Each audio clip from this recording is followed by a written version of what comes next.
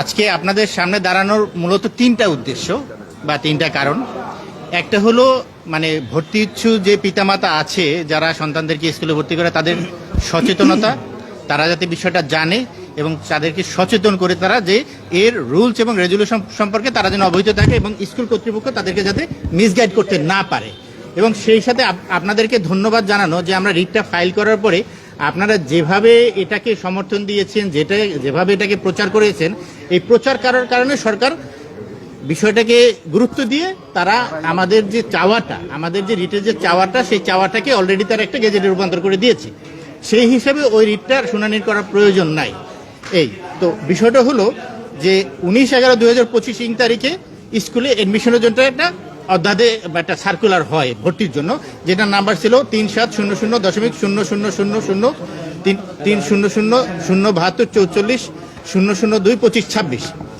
সেই সার্কুলারে বলা ছিল যে সমস্ত বাচ্চা বিদ্যালয় থেকে উত্তীর্ণ হয়ে পরবর্তী ক্লাসে উঠবে তাদের কাছ থেকে কোনো ভর্তি ফি নেওয়া যাবে না।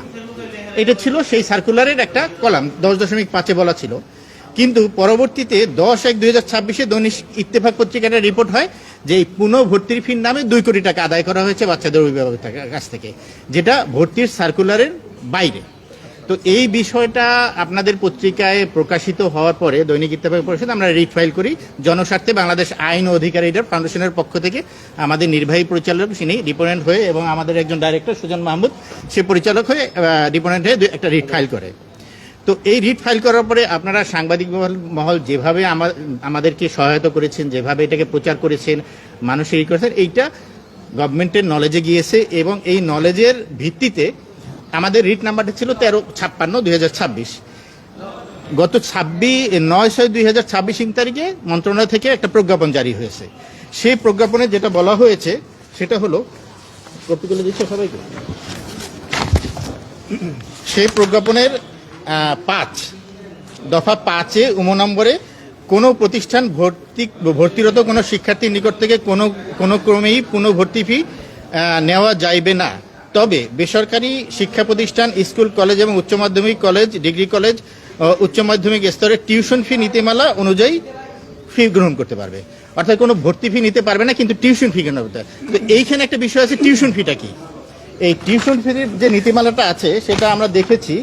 সেই নীতিমালাটা হলো আপনার স্মারক নাম্বার হলো 3700000072220003002324। এখানে টিউশন ফিটা যেটা বলা হয়েছে সেটা হলো বেতন। এখন বেসরকারি যে স্কুলগুলো তারা তো বেতন নিবেই, এই বেতনটা কি সেখানে টিউশন ফি হিসেবে দেওয়া হয়েছে। অর্থাৎ বাচ্চারা যে স্কুলে পাশ করার পরে পরবর্তী ক্লাসে উত্তীর্ণ হওয়ার পরে এখন থেকে তাদের কাছ থেকে টিউশন ফি ব্যতীত কোনো রকম ভর্তি ফি, সেশন চার্জ কোনো বা আরও আনুষঙ্গিক যে টাকাগুলো নেয় সেগুলো নিতে পারবে না। এবং এই বিষয়টা যদি দেশের আপামর জনগণ যদি সচেতন হয়, তারা যদি এই সরকারের আইন সম্পর্কে অবগত হয়, তাহলে কিন্তু তারা সচেতন হবে। কোনো প্রতিষ্ঠান তখন তাদের কাছ থেকে এই অতিরিক্ত অর্থটা নিতে পারবে না। তো আপনাদের কাছে দাঁড়ানোর উদ্দেশ্য আমাদের এইটাই, যে এইটা যাতে সবাই জানুক যে সরকার থেকে একটা রুলস করে দিয়েছে, সেই রুলসে বলা হয়েছে যে পুনঃভর্তি ফি নিতে পারবে না, শুধুমাত্র বেসরকারি স্কুলগুলো তারা টিউশন ফি নিতে পারবে। বাকিটা আমাদের এই রিটে তো যেহেতু আমরা যে 2টা বিষয় চেয়েছিলাম, একটা হলো পুনঃভর্তি ফি নেওয়া যাবে না এবং একটা মনিটরিং করার সেলের কথা বলেছি, এই দুটো যেহেতু সরকার আদেশ করে একটা প্রজ্ঞাপনের মাধ্যমে করে দিয়েছে, অর্থাৎ আমাদের রিটের যা চাওয়া ছিল তা পাওয়া হয়ে গেছে। এখন এই রিটে ইনফ্রাস্ট্রাকচার হয়ে গেছে, আমরা এটা নট প্লেস করে নিয়ে নেব। জি জি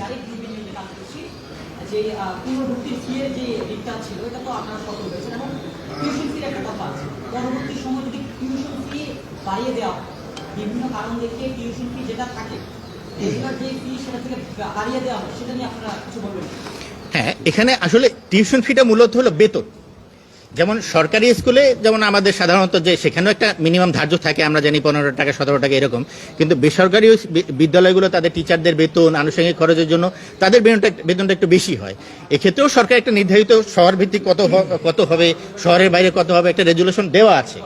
এই আমরা অবশ্যই চাইবো যে বিদ্যালয়গুলো গভর্নমেন্টের যে নির্ধারিত টিউশন ফি সেটা ফলো করুক।